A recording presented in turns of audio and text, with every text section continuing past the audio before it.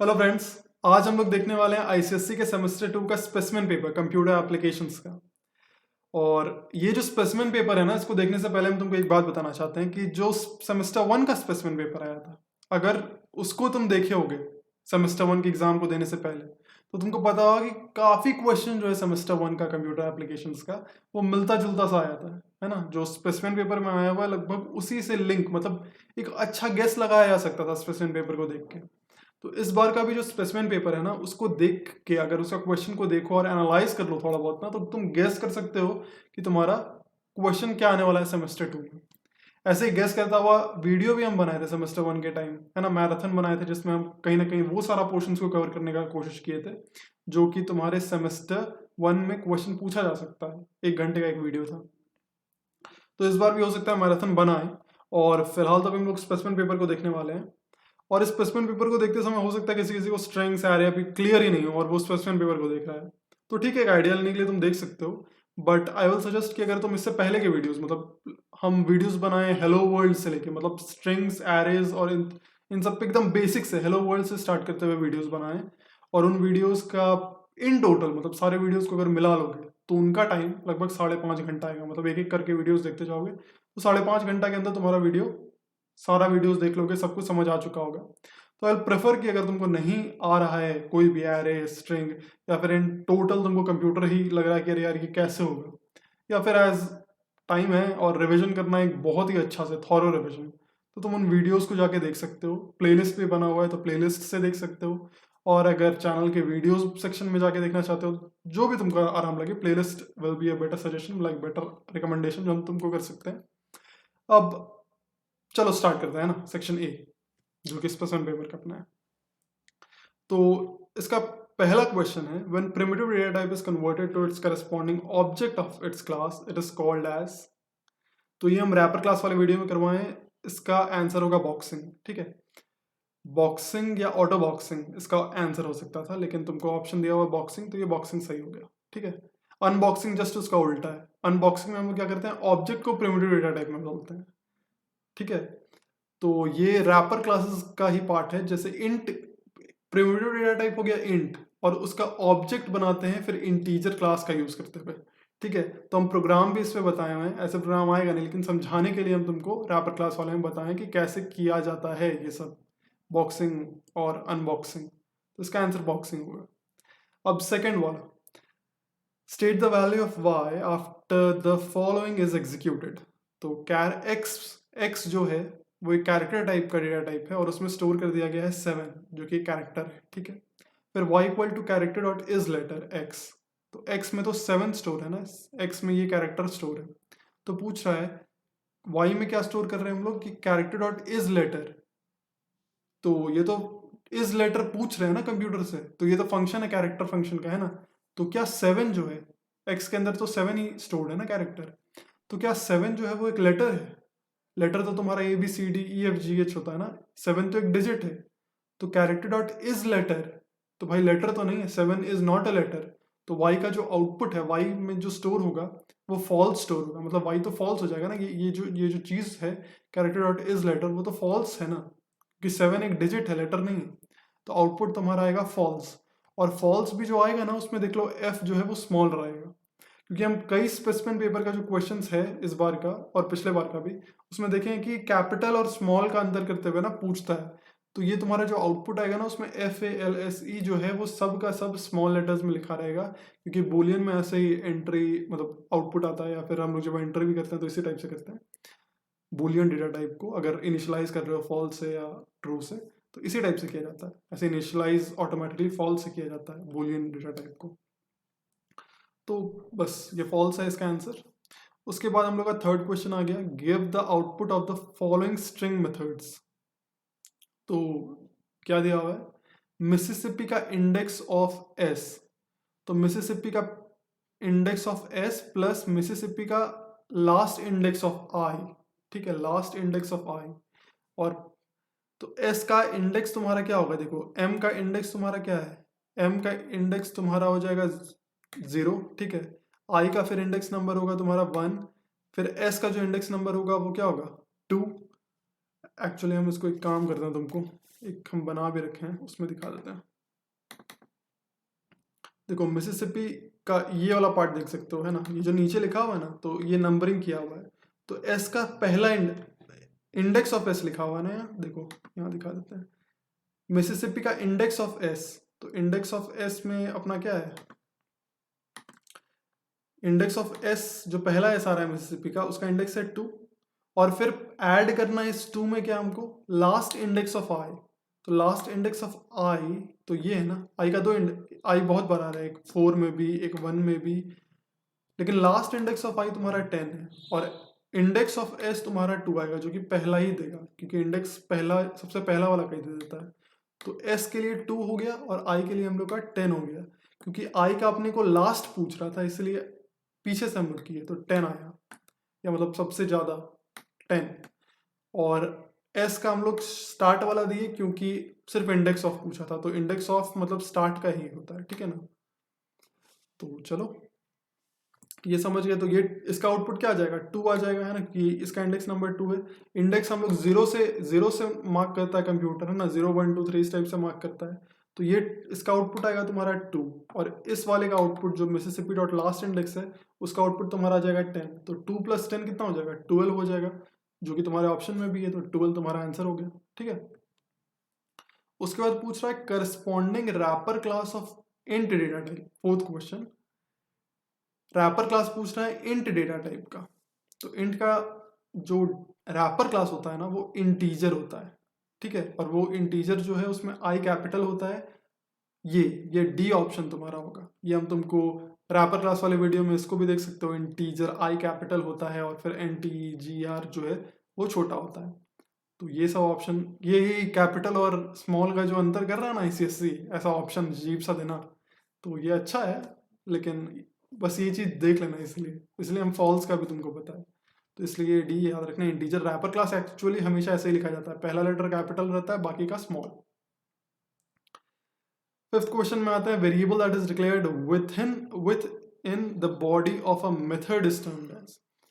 एक मेथड या एक फंक्शन के अंदर अगर एक वेरिएबल को डिक्लेयर करते हैं तो उसको लोकल वेरिएबल कहते हैं, ठीक है। तो ऑप्शन हो जाएगा तुम्हारा सी। एक मेथड के अंदर मतलब एक फंक्शन के अंदर या फिर एक फॉर लूप के अंदर आप वेरिएबल को डिक्लेयर कर रहे हो, ठीक है, फॉर लूप या वाइल लूप या फिर इफ कंडीशन के अंदर, या फिर आप क्या बोलते हैं, यही कोई मेथड के अंदर, इन सब के अंदर मेथड फंक्शंस पढ़े होगे पिछले बार, उन सब के अंदर अगर कोई तुम वेरिएबल को डिक्लेयर करते हो ना, तो उसका स्कोप उस फंक्शन के अंदर तक ही होता है, उसके बाद अगर उसको यूज करोगे तो वो जिंदा नहीं रहता, मतलब एरर दिखा देगा प्रोग्राम में, इसलिए इसको कहते हैं लोकल वेरिएबल, ठीक है। तो इसका आंसर है लोकल वेरिएबल, फिफ्थ का तुम्हारा। उसके बाद सिक्स्थ में आते हैं identify the correct array declaration statement. तो ये तो इतना प्रोग्राम कर चुके हैं कि अब तो बता सकते हैं कि ये जो बी वाला ऑप्शन है ना वही सही है, और बाकी सारा ऑप्शन जो है वो गलत है, हम लोग को समझ आ रहा है इतना।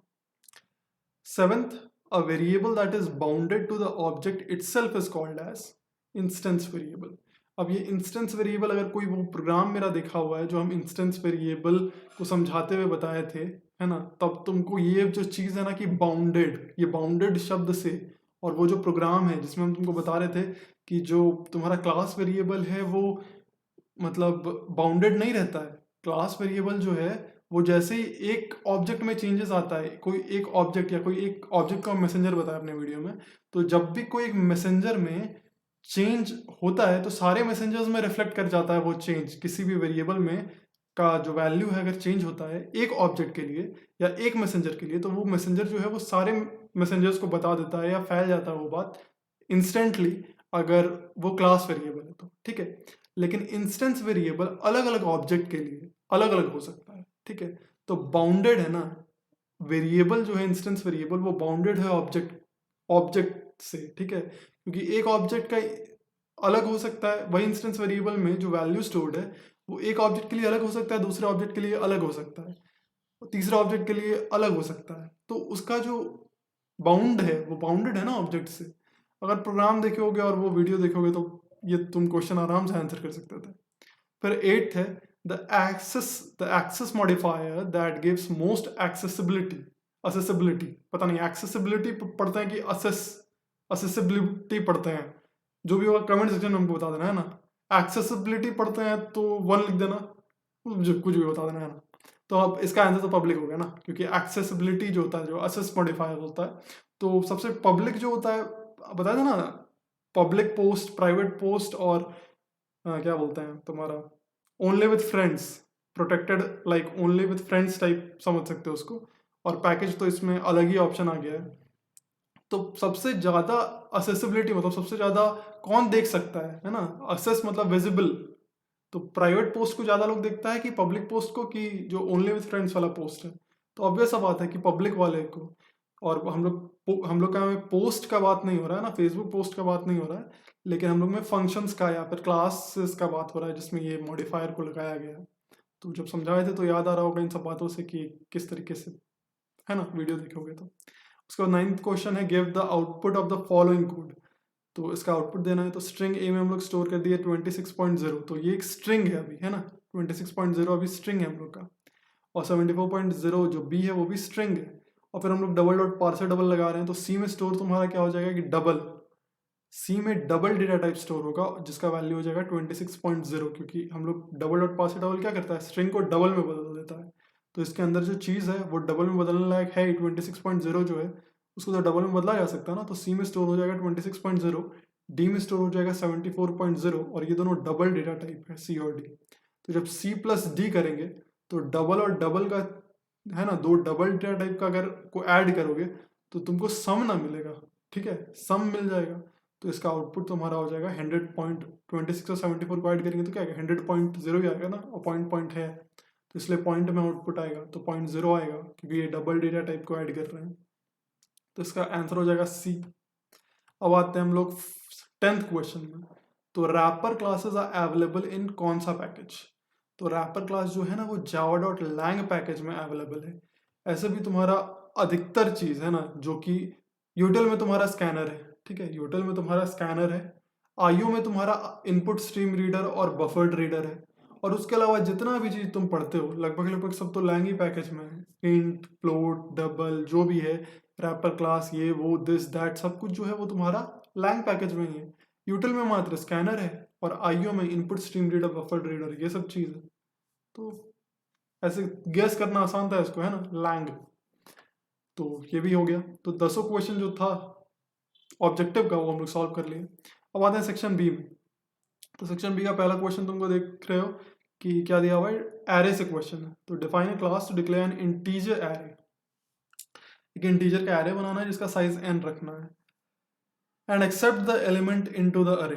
तो एंड एक्सेप्ट करना है एलिमेंट, उसका साइज जो है वो n रखना है। तो ये जो n है वो यूजर से ही ले लेते हैं, है ना, यूजर से ही लेना ज़्यादा अच्छा रहेगा, लेकिन अगर मन है तो अंदर में इंट n इक्वल टू और 10 कर सकते हो, लेकिन यूजर से लेना ज़्यादा अच्छा रहेगा, क्योंकि साइज n बताया नहीं हम लोग को।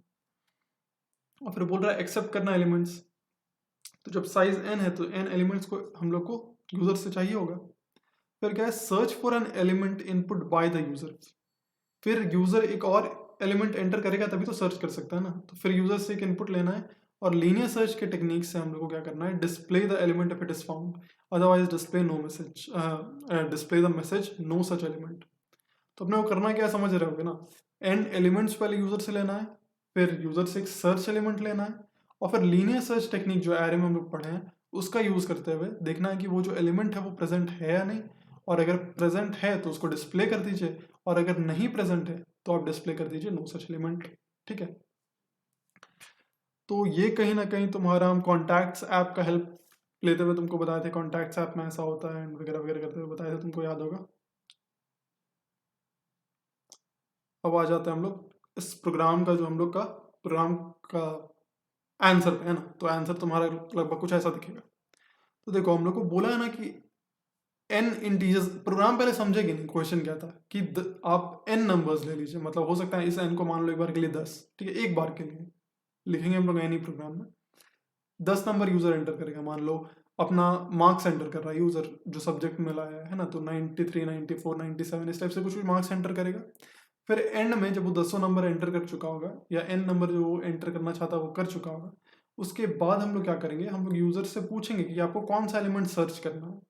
तो वो एक एलिमेंट, एक और नंबर हमको देगा, और हमको ये बताना है कि जो सर्च के लिए वो जो नंबर दे रहा है, वो नंबर जो पहले वो नंबर्स लिखा था उसमें अगर है, पहला बात तो है या नहीं है, ठीक है, यही बताना हमको कि वो जो नंबर्स वो पहले दे चुका है उनमें ये नंबर कहीं पे एग्जिस्ट करता है क्या, और अगर करता है तो अपने को बस डिस्प्ले कर देना है कि हाँ भाई करता है।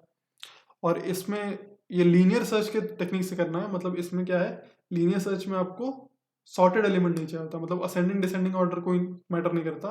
बाइनरी सर्च में करता है, लीनियर सर्च में आपको असेंडिंग डिसेंडिंग मैटर नहीं करता। तो आप कैसे भी दीजिए, है ना, यूजर नंबर कैसे भी इनपुट कर सकता है, असेंडिंग डिसेंडिंग ऑर्डर का उसको ख्याल नहीं रखना है, बाइनरी में रखना पड़ता है। तो अब हम लोग कर क्या रहे हैं देखो, है ना, सबसे पहले तो हम लोग जावा डॉट यूटिल पैकेज ले लिए। क्यों लिए, क्योंकि 10 नंबर एन नंबर्स है ना, एन नंबर्स हम लोग को यूजर से लेना है, और एन का भी जो वैल्यू है वो भी हम यूजर से ही ले रहे हैं कि कितना नंबर डालना है भाई आपको, वो भी हम यूजर से ही लेंगे। तो इसलिए इम्पोर्ट जावा डॉट यूटिल जो चीज़ है वो उस यूजर से लेने के लिए हमको यूटिल पैकेज को बुलाना पड़ा। फिर ये स्कैनर क्लास जो है वो भी कहीं ना कहीं इस यूटिल पैकेज का हिस्सा है, जिसके थ्रू हम इनपुट ले सकते हैं यूजर से। उसके बाद हम क्या कर रहे हैं, सबसे पहला लाइन जो है मतलब ये system dot print how many numbers you have, ठीक है, कितना नंबर वो एंटर करना चाहता है, इसलिए हम पूछ रहे हैं कि भाई तुम्हारे पास कितना नंबर है, और वो जो भी है उसको हम स्टोर कर लेंगे एन में, ठीक है। तो एन में हम S C dot next int का यूज़ कर रहे हैं कि भाई कितना नंबर्स है, तो वो एक इंटीजर ही होगा, 10 नंबर होगा, 20 नंबर होगा, 30 नंबर होगा, तो वो तो एक नंबर ही होगा ना ऑब्वियसली। तो उसको हम एन में स्टोर कर ले रहे हैं कि कितना चाहिए। यही मेरा एरे का क्या हो गया, साइज हो गया एन जो है।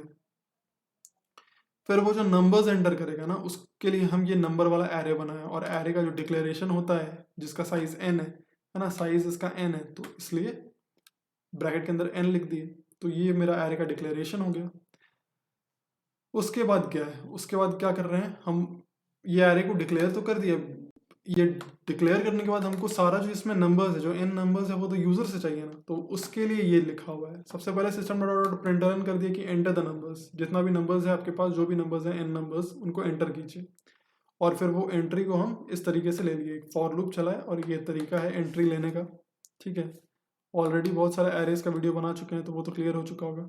और ये जो द ब्रैकेट हम हटाए ना, क्योंकि इस फॉर लूप के अंदर सिर्फ एक स्टेटमेंट लिखा हुआ था, सिर्फ ये वाला, तो हम क्या कर सकते हैं, ये जो कर्ली ब्रैकेट है उसका यूज, उसको हटा सकते हैं। अगर किसी लूप के अंदर या किसी इफ के अंदर आपका सिर्फ एक ही लाइन है, तो आपको मन है तो कर्ली ब्रैकेट खोल के बंद कर दीजिए, और नहीं तो हटा सकते हैं, अगर सिर्फ एक लाइन है उस लूप के अंदर तो, ठीक है। अच्छा, अब आते हैं हम लोग अगला पे। तो ये हम क्या किए, यूजर से एंट्री लेने के लिए कर लिए, 10 तो नंबर यूजर एंटर कर दिया। उसके बाद हमको यूजर से एक सर्च एलिमेंट भी तो लेना है, तो उसके लिए हम क्या कर रहे हैं, system dot println enter search element. तो डिस्प्ले हो जाएगा कि भाई अब आपको सर्च एलिमेंट भी एंटर करना है, और उस सर्च एलिमेंट को हम किस में स्टोर कर देना है, इस फाइंड में, है ना, फाइंड में वो सर्च एलिमेंट स्टोर हो जा रहा है। उसके बाद क्या कर रहे हैं हम कि सक्सेस का वैल्यू रखे हुए हैं 0, क्योंकि अभी हमको वो एलिमेंट अभी हम सर्च करेंगे ना, जो यूजर हमको एंट्री दिया है सर्च करने के लिए फाइंड में, उसको अभी हम सर्च करेंगे उन एन नंबर्स में, जितना भी नंबर्स वो एंटर किया है उनमें हम सर्च करेंगे कि ये जो फाइंड वाला नंबर है, फाइंड के अंदर एक नंबर है, मान लो 97 इसके अंदर स्टोर्ड है, फाइंड में यूजर 97 दिया है, तो आपको सर्च करना है कि 97 उन सब नंबर्स जो पहले वो दिया था उनमें प्रेजेंट है या नहीं। तो अभी तो हमको पता नहीं है ना कि हम सक्सेसफुल हैं या नहीं, मतलब हमको मिलेगा या नहीं मिलेगा, तो इसलिए हम एक वेरिएबल ले लिए सक्सेस। सक्सेस का वैल्यू भी हम 0 रखे हैं, 0 रखे हैं सक्सेस का वैल्यू। और जैसे ही अगर हमको एलिमेंट मिल गया ना कहीं पे, तो हम सक्सेस का वैल्यू कर देंगे 1। अगर हमको जो पहले यूजर नंबर एंटर किया उसमें कहीं 97 मिल गया, ठीक है, जिसको यूजर बाद में हमको फाइंड करने बोला 97 को, तो हम क्या करेंगे, सक्सेस का वैल्यू 1 कर देंगे, तो उससे मेरा क्या होगा, काम हो जाएगा। फिर यहाँ देखो फॉर लूप चला रहे हैं, ठीक है, फॉर लूप, क्योंकि हमको एक एक करके एलिमेंट को देखना है ना, एक एक करके हम लोग लीनियर सर्च में क्या करते हैं, एलिमेंट को कंपेयर करते हैं उस फाइंड से कि भाई वो फाइंड के बराबर है या नहीं। तो हम कर रहे हैं if number at I equal to find, और अगर ये है, अगर ये जो इफ कंडीशन है वो सच होगा, तो हम सिस्टम डॉट प्रिंटलन कर देंगे कि number at I is found at index C, ठीक है, कर देंगे कि भाई मिल गया अपने को।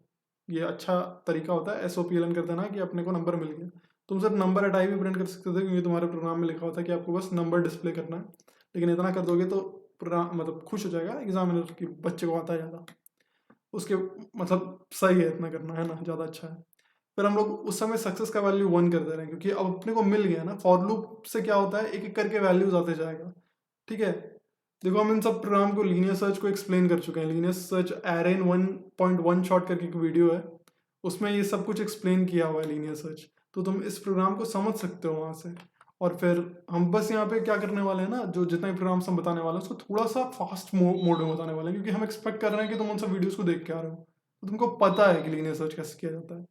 तो ये फॉर लूप क्या काम कर रहा है कि ये करके नंबर ला रहा है, और इफ कंडीशन जैसे ही सच होगा तो ये एसओपी रन हो जाएगा, सक्सेस का वैल्यू 1 हो जाएगा और ये ब्रेक हो जाएगा। ब्रेक स्टेटमेंट का क्या क्या काम है यहाँ पे? ब्रेक क्या करेगा, इस फॉर लूप जो है वो आइटरेट करते रहता है ना, जैसे आप लूप का गेट बंद होने जाता है तो ये फॉर लूप का गेट दादागिरी करता है जो बंद होते रहता है। वो बोलता है वापस इस आई प्लस प्लस पे जाओ और जाके अपडेट हो, फिर इसको कंपेयर करो, अगर ये बात सच होता है तो इस गेट के अंदर आपको घुसना ही पड़ेगा। और इस तरीके से फॉर लूप क्या करता है, आइटरेट करते जाता है ना, मतलब एक बार, दो बार, तीन बार, इस फॉर लूप के अंदर बहुत बार घुसना पड़ता है। एक्चुअली इस फॉर लूप के अंदर आपको कितना बार घुसना पड़ेगा, n बार घुसना पड़ेगा, क्योंकि ये कंडीशन तुमको i इक्वल टू 0 से लेस देन n है। लेकिन बाय द वे कभी भी इस फॉर लूप के अंदर ये स्टेटमेंट ब्रेक जो है वो अगर एक बार लिखा गया ना, तो ये ब्रेक जो है वो बाहुबली है ना। अपना फॉर लूप या कोई भी लूप स्ट्रक्चर का ये बाहुबली होता है। करता क्या है, ये फॉर लूप जो दादागिरी करता है ना, उस दादागिरी को करने नहीं देता। ये ब्रेक स्टेटमेंट जैसे एग्जीक्यूट कर जाएगा तो जो प्रोग्राम कंट्रोल है ना वो इस फॉर लूप का जो गेट बंद हो रहा है ना उसके बाहर आ जाएगा। ठीक है, मतलब इस पोजीशन पे आप आ जाइएगा अगर एक बार ये ब्रेक स्टेटमेंट एग्जीक्यूट हो गया तो अगर ये number at I equal to find हो गया तो सक्सेस, आप पहले तो प्रिंट कर देंगे कि हाँ भाई हमको मिल गया नंबर, फिर सक्सेस हो जाएगा क्योंकि हाँ भाई हम मिल गया, तो सक्सेस का वैल्यू 1 कर दिए हैं, और फिर हम ब्रेक कर दे रहे हैं ताकि हम तुरंत जैसे ही ये काम हो जाए तो हम लूप से निकल जाएं और इस पोजीशन पे आ जाएं। और अगर इस पोजीशन पे आ गए हैं तो सक्सेस का वैल्यू तो 1 हो चुका होगा बाय द वे, मतलब ब्रेक स्टेटमेंट का एग्जीक्यूट करते हुए हम यहाँ पे आए तो मेरा ब्रेक सक्सेस का वैल्यू 1 होगा, तो इसलिए ये कंडीशन सच होगा नहीं, इसलिए ये एसओपीएलएन होगा नहीं। लेकिन बाय द वे ये फॉर लूप पूरी तरीके से एग्जीक्यूट किया और कभी भी इफ कंडीशन सच ही नहीं हो पाया, तो कभी भी सक्सेस का वैल्यू 1 नहीं हुआ होगा और कभी भी ये ब्रेक स्टेटमेंट एग्जीक्यूट नहीं किया होगा। बस ये फॉर लूप रन करता रहा होगा, ये इफ कंडीशन को चेक करता रहा होगा, और ये इफ कंडीशन हर बार फॉल्स होगा, क्योंकि नंबर एट आई में और फाइंड कभी बराबर होगा ही नहीं। मतलब वो जो नंबर एंटर किया सर्च करने के लिए वो एक्चुअली प्रेजेंट ही नहीं था जो पहले नंबर्स वो एंटर किया, तो सक्सेस का वैल्यू कभी 1 हो पाएगा नहीं, क्योंकि वो इस इफ कंडीशन के गेट के अंदर घुस पाएगा नहीं, क्योंकि ये कंडीशन सच हो पाएगा नहीं।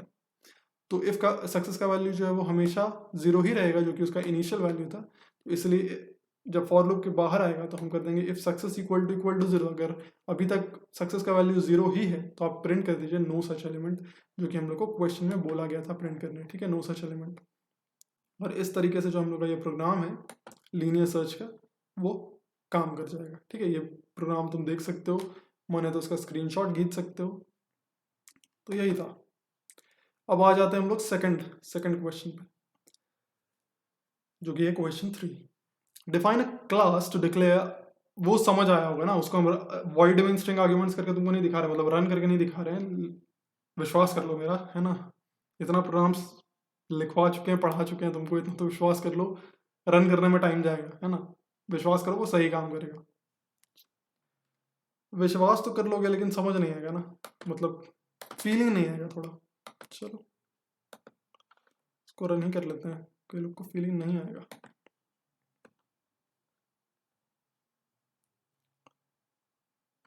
तो हमको नंबर्स एंटर करते जाना है ना, तो हम 12 नंबर्स एंटर कर रहे हैं।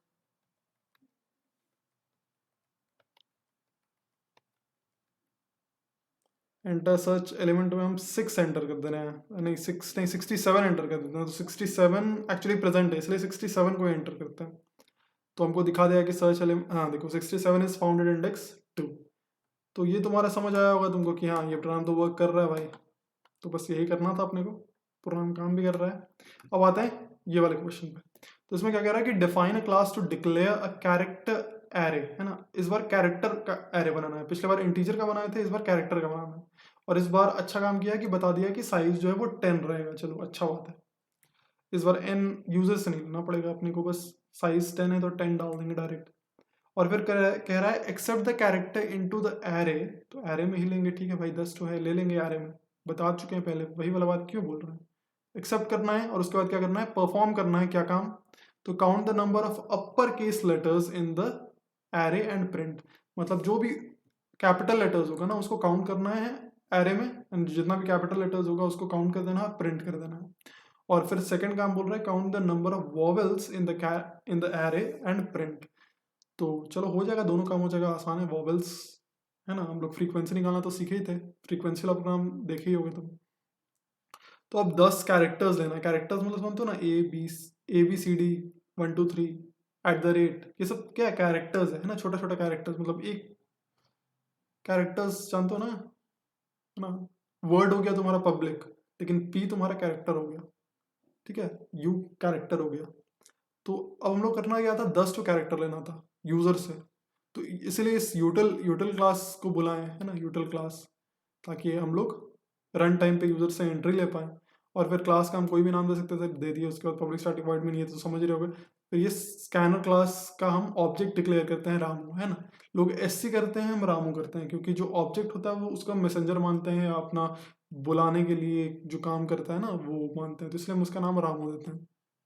उसके बाद देखो हम कैरेक्टर का एक एरे बनाए जिसका नाम है सी ए, ठीक है। सी ए जो है वो नाम है कैरेक्टर वाले एरे का, है ना, चार्टर्ड अकाउंटेंट नहीं है, ठीक है, सिर्फ नाम है मेरे एरे का। सी ए याद रखना। अब एसओपीएलएन क्या कर रहे हैं, एंटर 10 कैरेक्टर्स। अब यूजर से अपने को 10 कैरेक्टर्स भी तो चाहिए, और 10 कैरेक्टर्स चाहने के लिए हम क्या कर रहे हैं कि फॉर लूप से, जैसे यूजर एक एक कैरेक्टर्स एंटर करता जाएगा तो ये फॉर लूप, ये जो स्टेटमेंट है ना, नेक्स्ट तुम्हारा वर्ड एंट्री लेता है, ठीक है। लेकिन नेक्स्ट डॉट कैर @0 कर दोगे ना तो ये कैरेक्टर का एंट्री लेगा, ठीक है। ये कैरेक्टर को अगर आपको एंट्री लेना है ना यूटिल क्लास में, तो आपको ये स्टेटमेंट यूज करना पड़ता है। यहाँ तुम रामू की जगह एससी लिख सकते थे अगर तुम यहाँ पे एससी लिखे होते तो, और फिर sc.next.char@0। तो इस टाइप से तुम एक एक करके कैरेक्टर्स, जैसे आई का वैल्यू चेंज होता जाएगा तो 10 ठो वैल्यू एंटर हो जाएगा, C80 C81 C82 इस टाइप से। अब हम दो इंटीजर टाइप का वेरिएबल ले रहे हैं, अप और वॉव, ठीक है। इन दोनों में हम क्या करने वाले हैं ना कि अपर केस में जितना भी है, तो अभी हम मान के चल रहे हैं कि जीरो है ना। अभी तो हमको नहीं पता ना कितना है, तो अभी हम जीरो माने, इनिशियलाइज किए जीरो से, और वॉवेल को भी हम इनिशियलाइज किए जीरो से। जैसे जैसे हमको कोई यूजर जो 10 कैरेक्टर्स एंटर करेगा, उसमें जितना अपर केस होगा ना, तो एक एक करके अपर केस जैसे जैसे मिलता जाएगा तो हम अप का वैल्यू जो है बढ़ाते जाएंगे। मतलब काउंट करने के लिए इसको रखें अप को, ये काउंटर वेरिएबल है मेरा दोनों। वॉव भी मेरा काउंटर वेरिएबल है, अभी वॉवेल मेरे पास जीरो है। जैसे जैसे हम देखते जाएंगे ना एक एक करके कैरेक्टर्स को, 10 कैरेक्टर्स को देखेंगे, और जैसे जैसे हमको वॉवेल मिलता जाएगा तो वॉव का वैल्यू जो है, वॉव का वैल्यू वो बढ़ाते जाएंगे काउंट करते समय। अभी तो देखे ही नहीं है तो पता ही नहीं है, लेकिन यूजर एंटर कर चुका है यहाँ पे, ठीक है, यूजर एंटर कर चुका है। अब हम करेंगे क्या, वो जो काम है देखने वाला वो करेंगे। तो क्योंकि हमको पता है कि हमको अपर केस लेटर्स जो है वो उस टाइप से दिखाना है, प्रिंट करना है ना, क्वेश्चन में बोला है आपको कि प्रिंट भी करना है, count the number of upper case letters in the array and print. तो हमको पता है कि अभी हम वो वाला काम करने वाले हैं, तो हम सबसे पहले क्या कर रहे हैं, SOPLN upper case letters are, print करने वाले हैं सारा अपर केस को, ठीक है। तो वो यहाँ वही काम होने वाला है ना, इतना दूर में यही काम होने वाला है, अपर केस वाला कैरेक्टर्स को हम ढूंढेंगे। तो ये फॉर लूप चल रहा है, एक एक करके हम क्या करेंगे देखते जाएंगे। फॉर लूप में 10 बार चल रहा है ये, तो हर एक कैरेक्टर्स को हमको कंपेयर करना है 10 को। तो हम कर दे रहे हैं if character dot is upper case CA@i, ठीक है। तो ये तुम जानते हो character CA80 C81 C82 C83 सब इस फॉर लूप के कारण आता जाएगा, और हम सबको देखते जाएंगे कि क्या ये अपर केस में है। और अगर ये इफ कंडीशन, ये जो character dot is upper case CA@i सच हुआ, तो ये इस इफ के गेट्स में एंटर करेगा, और फिर ये SOPLN कर देगा उसको, जो भी वो कैरेक्टर होगा। क्योंकि CA@i में क्या है, जो यूजर कैरेक्टर एंटर किया है 0 पे 1 पे 2 पे 3 पे, तो फॉर लूप के कारण ये CA@i पे ये आते जाएगा। लेकिन अगर ये कंडीशन सच होता है तो आपका SOPLN, मतलब वो कहा गया था ना क्वेश्चन में कि अपर केस में, तो आपको उसको प्रिंट कर देना है। तो सबसे पहले तो हम लिख दें कि अपर केस लेटर्स आर, और फिर प्रिंट करते जाएंगे एक एक करके जो जो मिलता जाएगा, ठीक है। ये इफ कंडीशन लगा दी और SOPLN कर रहे हैं, मतलब जैसे ही मिला उसको प्रिंट कर दिए। और प्रिंट ही नहीं किए, अप का वैल्यू भी एक बढ़ा ली, क्योंकि हमको एक मिल गया है ना, तो अप का वैल्यू एक बढ़ा लिया कि भाई एक कैरेक्टर ऐसा मिल गया जो कि अपर केस में है। और ये पूरा फॉर लूप जब पूरी तरीके से 10 कैरेक्टर्स को कंपेयर करके निकलेगा बाहर, है ना, इस पोजीशन पे आ जाएगा आपका, इस पोजीशन पे, तो हम सारा कैरेक्टर्स 10 कैरेक्टर्स को देख चुके होंगे, और अब का वैल्यू जितना बढ़ना होगा उतना बढ़ चुका होगा।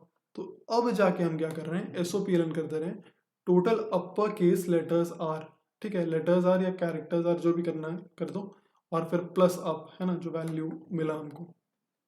तो ये हो गया। उसी तरीके से हम बिल्कुल एग्जैक्टली सेम जो यहाँ पे किया ना, अप कैपिटल या अपर केस को ढूंढने के लिए ये जो लॉजिक यूज़ किया, बिल्कुल सेम लॉजिक यूज़ करने वाले हैं वॉवेल्स के लिए। देखना है ना, नीचे भी सेम है एकदम। तो यहाँ पे वहाँ पे किए थे SOPLN अपर केस लेटर था सबसे पहला स्टेटमेंट, यहाँ कर रहे हैं SOPLN वॉवेल्स प्रेजेंट आर, है ना, कि जो वॉवेल्स प्रेजेंट है एक एक करके डिस्प्ले ना करते जाएंगे। और फिर हम यहाँ, वहाँ पे इफ कंडीशन क्या था, ये वाला था कि क्या कैरेक्टर जो है वो अपर केस में है, यहाँ पे है कि क्या वो जो कैरेक्टर है CA@I वो क्या A है या E है या I है या O है या U है, और फिर कैपिटल में भी A या U। और अगर ऐसा है तो SOPLN कर दे रहे हैं वो उस कैरेक्टर को, CA@I को, और वॉवेल का वैल्यू जो वॉव है उसका वैल्यू प्लस प्लस करते रहे हैं। तो जो जो होगा वो क्या होगा, प्रिंट होता जाएगा इस कारण से, है ना, और लूप के कारण से रन होता जाएगा, एक एक करके आता जाएगा, और जो जो होगा वॉवेल वो प्रिंट होता जाएगा, और वॉव का वैल्यू हम प्लस प्लस कर रहे हैं। और फिर SOPLN आखिरी में, क्योंकि फॉर लूप पूरी तरीके से एग्जीक्यूट कर चुका होगा, तो जितना नंबर ऑफ वॉवेल्स जितना भी वॉवेल्स आना होगा वो आ चुका होगा, इसलिए फिर हम कर दे रहे हैं number of times we got vowel is equal to plus vow. तो अपना ये जो चीज़ है वो बिल्कुल सही से वर्क करेगा, और जो क्वेश्चन हमको पूछा गया है ना उसका ये काम हो जाएगा। अब इसको हम रन करके भी तुमको दिखा देते हैं जल्दी से।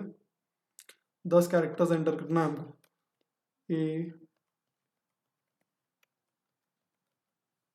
अब थोड़ा सा ना स्मॉल, एक 1 5 और कुछ स्मॉल भी कर देते हैं। तो देखो अपर केस में आ गया तुम्हारा ASDFG, है ना, तुम देख भी सकते हो ऊपर। हम लोग ASDFG ही तो एंटर किए थे ना कैपिटल में जो है, और फिर तुम्हारा जो वॉवेल्स है उसमें क्या आया, A और E। तो वॉवेल्स में तो A और E सही है, कैपिटल A और E यही दो वॉवेल्स हम लोग एंटर किए हैं। तो ये समझ आया होगा कि ये जो प्रोग्राम हम लोग का वर्क कर रहा है, तो संतुष्टि मिल गया होगा तुमको कि हम सही बताए हैं। अब आगे करते हैं क्या कि तीसरे क्वेश्चन में आते हैं, जो कि हम लोग का फोर्थ क्वेश्चन 4 है, मतलब प्रोग्रामिंग का तीसरा क्वेश्चन। तो यहाँ बोल रहा है define a class to declare an array of size 20 of double data type accept the elements into the array and perform the following. तो एक एरे लेना है डबल डेटा टाइप का, और इस बार एलिमेंट्स हम लोग को 20 एंटर करना है, और हम लोग को क्या करना है, calculate and print the sum of all element, सारा एलिमेंट का सम निकालना है। और दूसरा काम करना है calculate and print the highest value of the array, मतलब उस एरे में प्रेजेंट सबसे बड़ा वैल्यू, हाईएस्ट वैल्यू, उसको भी प्रिंट कर देना है।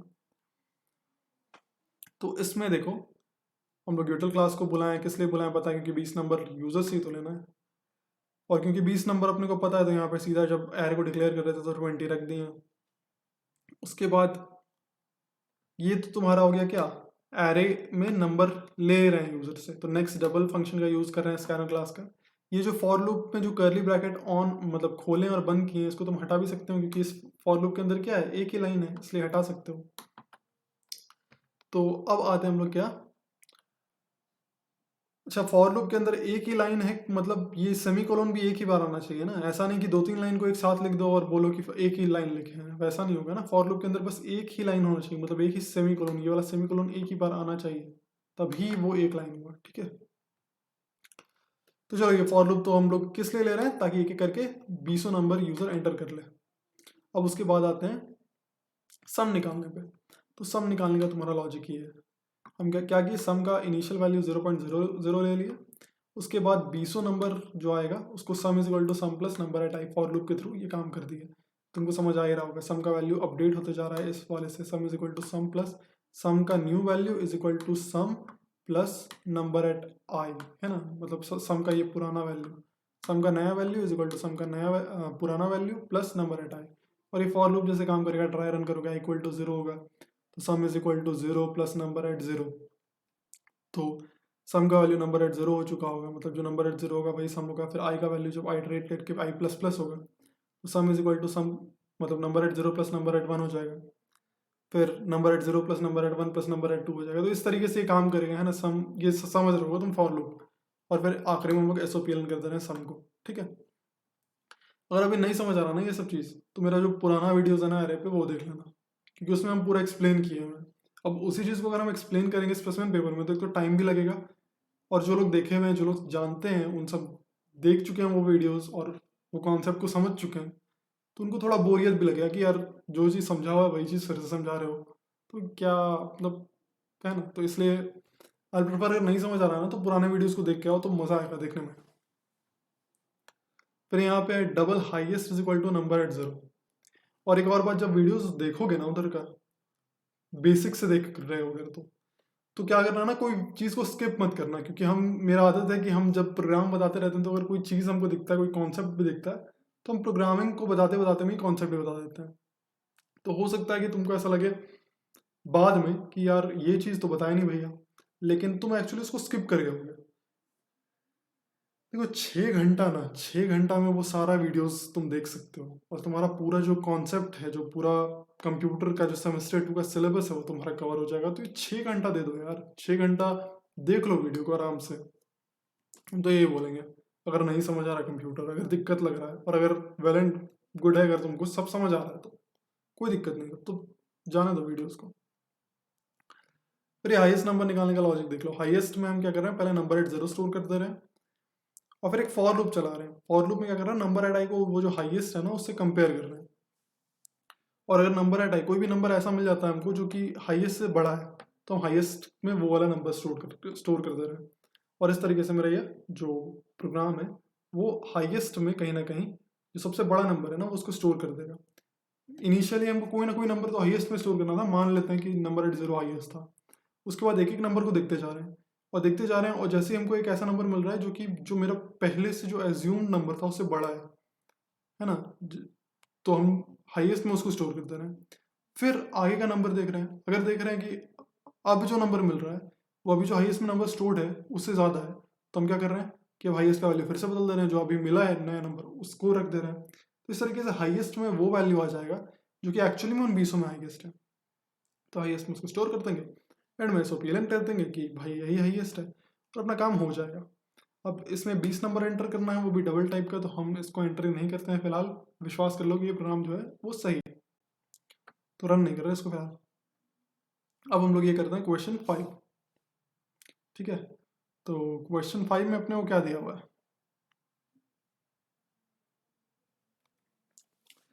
define a class to accept two strings, convert them into uppercase, check and display whether two strings are equal or not. If the two strings are not equal, print the string with the highest length or print the message both the strings are of equal length. ठीक है, तो अपने को क्या करना है, पहले दो स्ट्रिंग लेना है, उसको कन्वर्ट कर देना है अपर केस में, ठीक है। तो इसमें कोई दिक्कत नहीं है, दोनों जो दो स्ट्रिंग लेंगे, पहले दो स्ट्रिंग लेना है यूजर से, तो स्कैन क्लास के थ्रू ले लेंगे, और फिर उसको हम लोग कैपिटल में करना है पूरी तरीके से, तो उसको अपर केस में कन्वर्ट कर देंगे। उसके बाद क्या करना है, check and display with the two strings are equal और नॉट। फिर चेक करना है कि दोनों एकदम इक्वल है, नहीं मतलब अगर इसमें स्टोर्ड है कोडिंग तो इसमें भी कोडिंग ही स्टोर्ड है ना, एकदम एग्जैक्ट वही चीज स्टोर्ड है, मतलब इक्वल है। कैपिटल और इसका अंतर हो सकता था, मतलब यूजर जब एंटर कर रहा था तो वो कैपिटल स्मॉल का अंतर कर सकता था, मतलब कोडिंग में सी कैपिटल कर दिया एक बार और सी स्मॉल कर दिया, बट जब हम लोग उसको अपर केस में बदलेंगे तब तो फिर वो सेम हो जाएगा। तो यही चेक करना है कि वो इक्वल है या नहीं, और अगर इक्वल है, if the two strings are, पहले तो चेक करना है कि वो इक्वल है या नहीं। अगर नहीं इक्वल है तो print the string with highest length. अगर इक्वल नहीं है तो जो बड़ा है ना, जिसका लेंथ ज़्यादा है उसको प्रिंट कर देना है, और नहीं तो फिर क्या करना है, प्रिंट करना है द मैसेज बोथ द, मतलब अगर इक्वल है तो इन सिंपल बोले तो अगर इक्वल है तो प्रिंट कर दीजिए कि दोनों इक्वल है, और नहीं तो प्रिंट कर दीजिए जिसका लेंथ ज़्यादा है।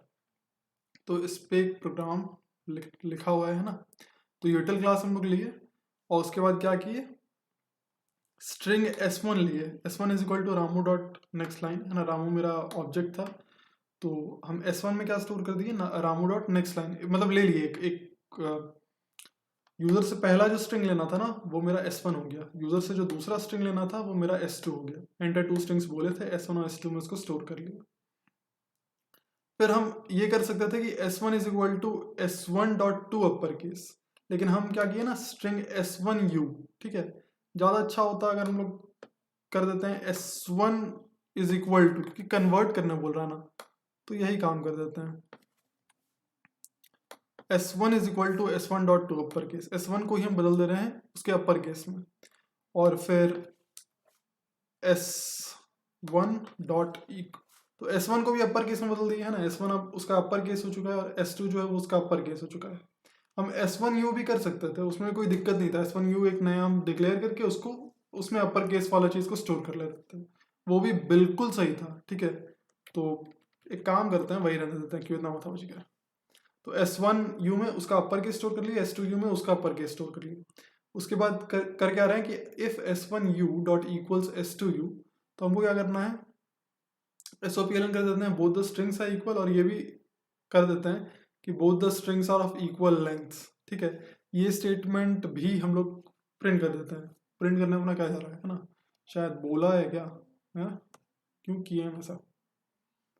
The two strings are not equal, print the string with highest length, और print the message both strings are, अच्छा इक्वल लेंथ बोला है तो करना ही पड़ेगा ना। और ठीक है, तो फिर इक्वल लेंथ बोला है, प्रिंट करने बोला है कि दोनों इक्वल लेंथ का है, तो इसलिए ये प्रिंट करते रहे। और क्योंकि ये कंडीशन इक्वल हो गया और चेक करने बोला था कि इक्वल है या नहीं, तो इसलिए both the strings are equal भी हम यहाँ पे लिख दे रहे हैं। चेक किए हैं तो बता भी देते हैं आपको चेक करके। फिर बाय द वे अगर ये सही नहीं होता, if S1U dot equals S2U, ये सही नहीं होता है, एल्स पार्ट में घुस जाएंगे तब हम लोग। और एल्स पार्ट में क्या दिया हुआ है कि सबसे पहले तो हम चेक करके बता दे रहे हैं कि भाई, क्योंकि इसमें घुस चुका है, इस इफ एल्स कंडीशन में घुस चुका है, इसका यही ना मतलब है कि अगर वाला कंडीशन सच नहीं हुआ था, अगर नहीं सच हुआ इसलिए तो हम लोग घुसे हैं, मगर मतलब अगर नहीं तो वाले में, है ना, अगर नहीं तो ये काम करना था।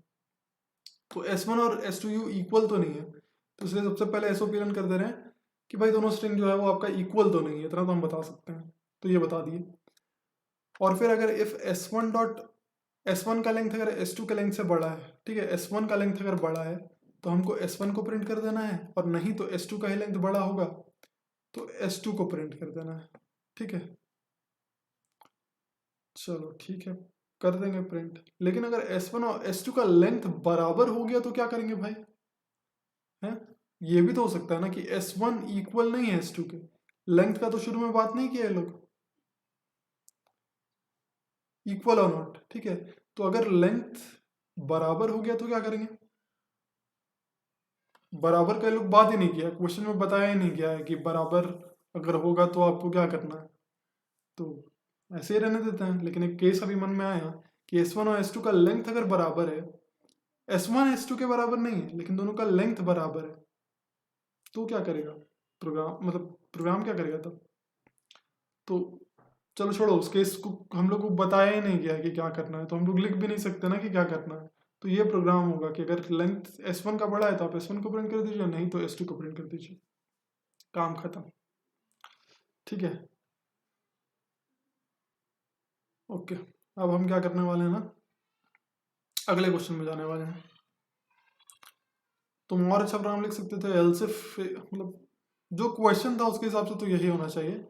एक एल्सिफ करके भी हम लोग लिख सकते हैं ना, कि एल्सिफ वाला कंडीशन करके भी लिख सकते हैं, बट प्रोग्राम में ऐसा लिखा ही नहीं है, तुम लोग क्यों लिखें, है ना।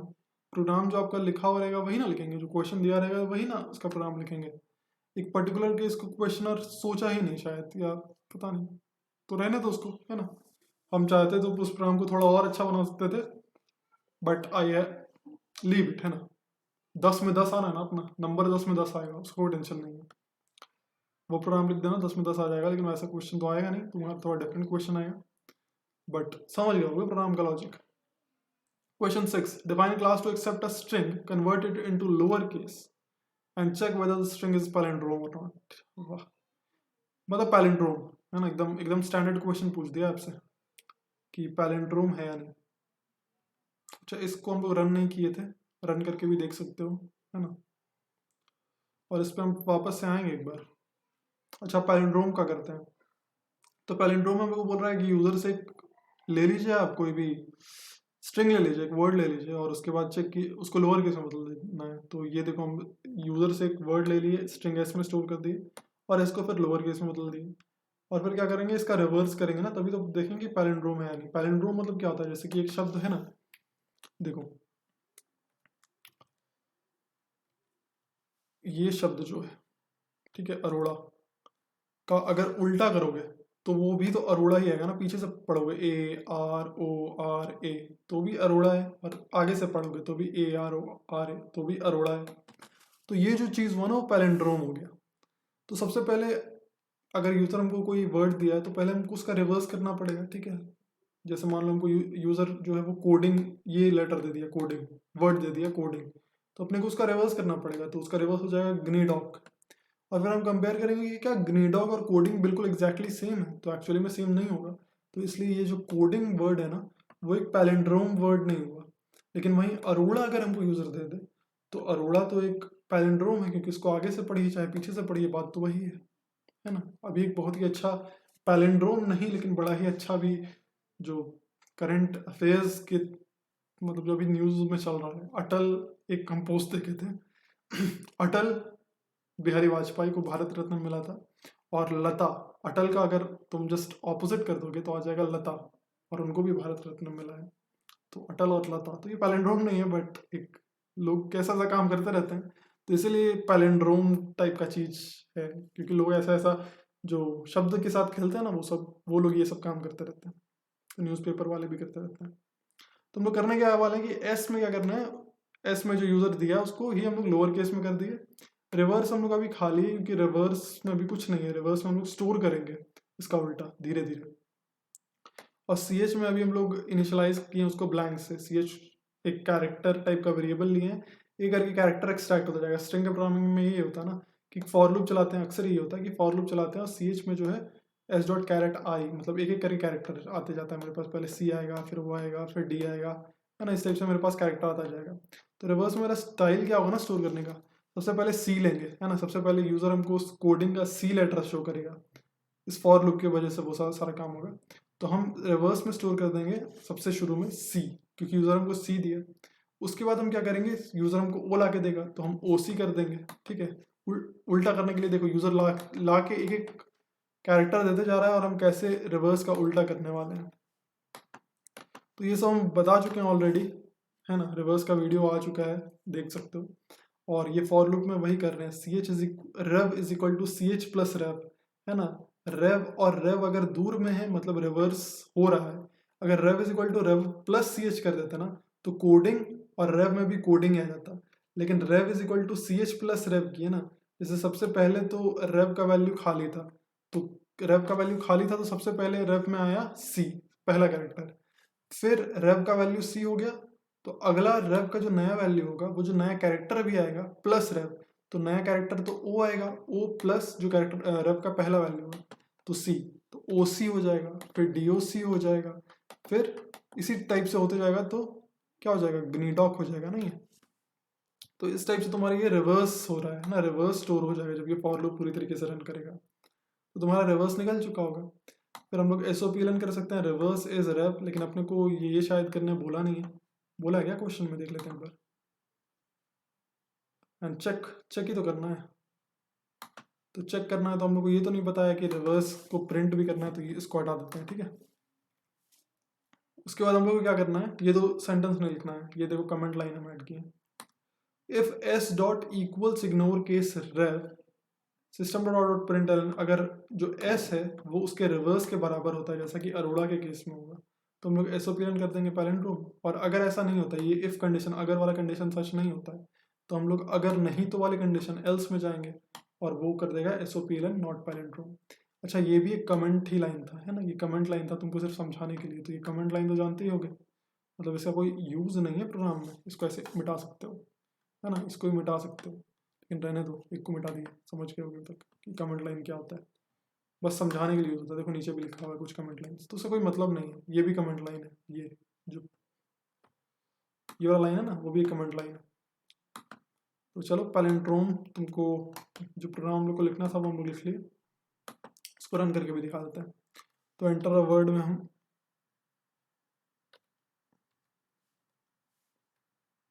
ठीक है, चलो अरोड़ा करते हैं ना, अरोड़ा, ठीक है। तो ये पैलिंड्रोम आ गया, और अगर हम कुछ और वर्ड एंटर कर देना, जैसे चलो एंटर कर देते हैं, तो नॉट पैलिंड्रोम आया, ठीक है, क्योंकि ये शेप पैलिंड्रोम नहीं है। अब आते हैं हम क्वेश्चन नंबर 7 में, define class to accept and store 10 strings into the array and print the strings with even number of characters. तो अपने को एक क्लास बनाना है, तो क्लास तो बनाते ही हर प्रोग्राम में, एंड एक्सेप्ट 10 स्ट्रिंग्स, 10 स्ट्रिंग लेना है उस एरे में और प्रिंट करना है वो स्ट्रिंग्स जिसका इवन नंबर ऑफ कैरेक्टर्स हो, है ना। मतलब कहीं ना कहीं लेंथ देखना है, कितना कैरेक्टर्स होगा वो तो लेंथ ही बता देगा ना उसका। तो आसान सा प्रोग्राम है, एक एरे लेना है, ठीक है। तो एरे का नाम जो कि स्ट्रिंग टाइप का एरे होगा, ठीक है। तो एक स्ट्रिंग एरे हम लोग लिए हैं जिसका हम लोग नाम दिए हैं एल, ठीक है। ये एल स्ट्रिंग एरे है जिसका नाम एल है और इसमें 10 तो स्ट्रिंग स्टोर किए जैसा कि हम लोग को क्वेश्चन में बोला गया था, है ना। 10 स्ट्रिंग्स एंटर करना था ना। और फिर हम लोग क्या करना है, प्रिंट करना है उन स्ट्रिंग्स को जिसका इवन नंबर ऑफ कैरेक्टर्स है ना। इवन नंबर ऑफ कैरेक्टर्स है उनको प्रिंट करना है, ठीक है।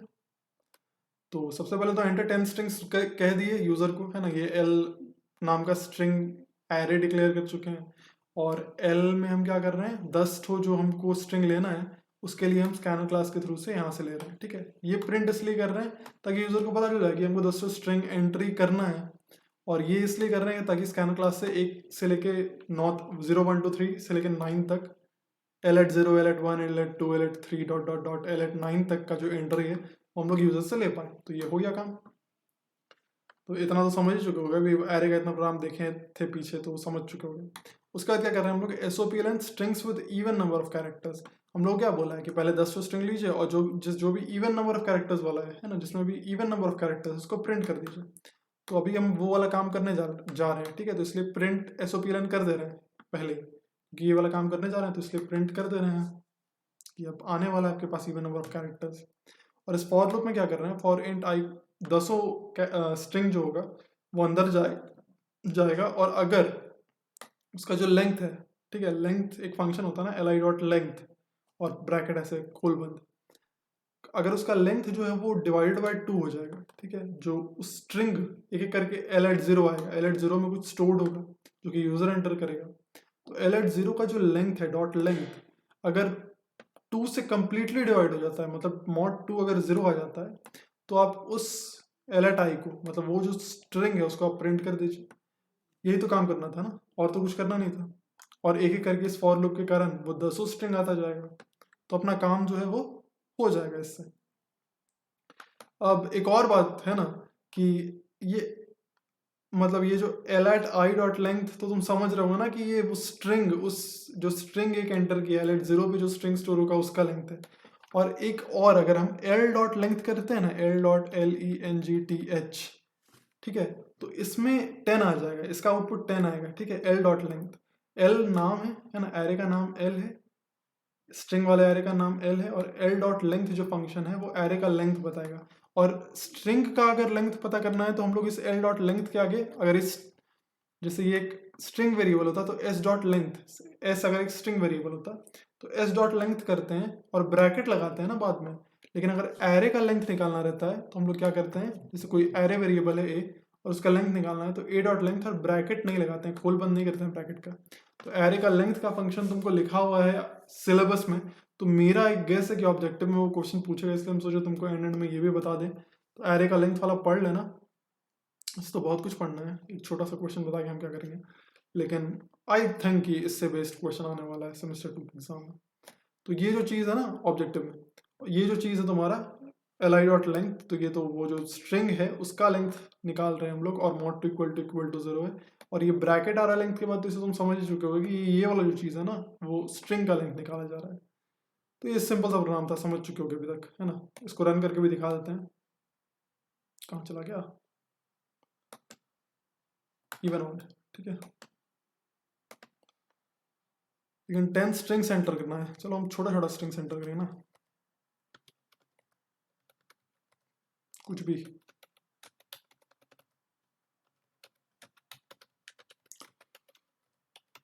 और टाइम वेस्ट नहीं कर रहा ना, कोई भी स्ट्रिंग में अंदाजे कुछ ऐसे एंटर करता रहा।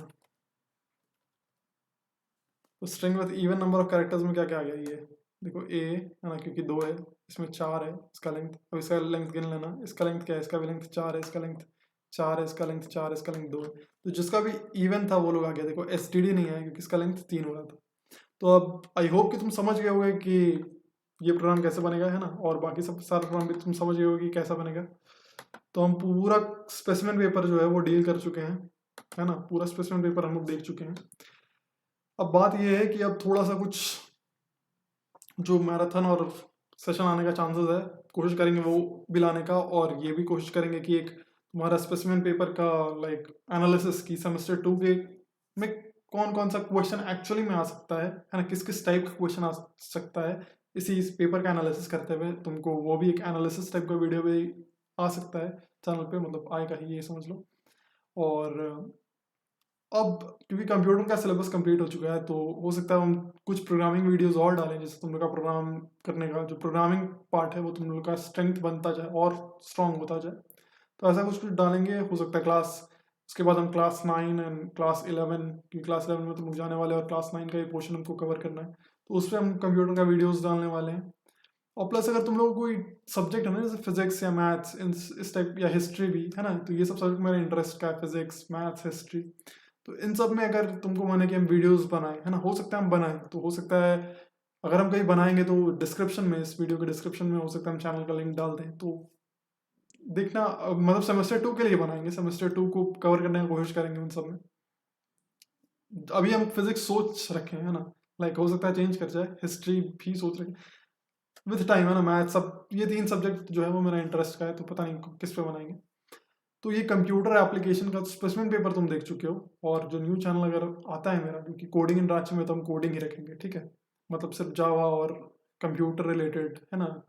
आईसीएससी का कोडिंग पहले हम लोग कर लेंगे 9 से लेकर 12 तक, और उसके बाद फिर हम लोग थोड़ा फन प्रोग्रामिंग भी करेंगे, जैसे मतलब जो प्रोग्रामर्स लोग करता है उस पर भी थोड़ा आएंगे 12th का लेवल को पार करने के बाद। तो वो सब सीखने को मिलेगा तुमको इस चैनल में, तो इस चैनल को सब्सक्राइब कर देना, क्योंकि अगर एक कोडिंग में इंटरेस्ट थोड़ा भी है तो बाद में भी इस चैनल पे ना बहुत कोडिंग रिलेटेड वीडियोस, थोड़ा फन रिलेटेड एनिमेशन और कोडिंग को लिंक करता हुआ वीडियोस आएगा।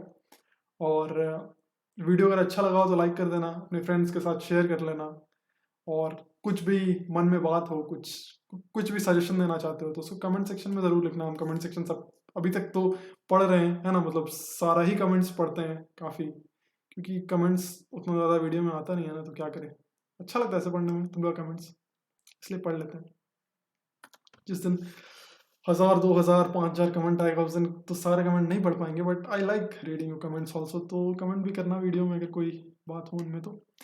चलो, थैंक्स फॉर वॉचिंग, इस वीडियो को यहीं स्टॉप करते हैं।